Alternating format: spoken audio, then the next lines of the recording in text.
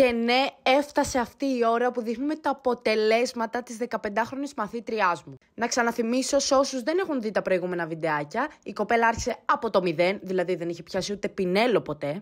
Πρώτα αρχίσαμε με το μανικιούρ και το ημιμόνιμο. Υπάρχουν κάποια βιντεάκια και κάποια μαθήματα που δεν τα έχω συμπεριλάβει, γιατί θα βγει τεράστιο το βίντεο.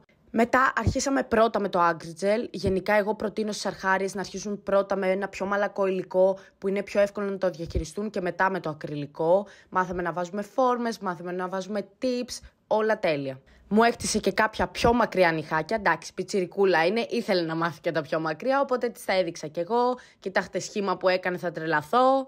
Γενικά φτάσαμε σε ένα τέλειο επίπεδο και βέβαια πρέπει να κάνει και πρακτική τώρα, έτσι. Επειδή κάποιοι το σχολιάσατε και θυχτήκατε, εγώ δεν είπα ποτέ ότι κάποιος δεν πρέπει να κάνει πρακτική. Εννοείται ότι τώρα είναι που πρέπει να κάνει πρακτική. Μετά αρχίσαμε το ακριλικό, ήταν λίγο πιο δύσκολο υλικό, είναι λίγο πιο δύσκολο υλικό. Στην αρχή δυσκολευτήκαμε λίγο, αλλά μετά μου έβγαλε ένα τέλειο αποτέλεσμα. Κοιτάξτε μόνο το χτίσιμο, που όσες είστε τεχνίτρες ξέρετε ότι το ακριλικό είναι το πιο δύσκολο υλικό στο χτίσιμο.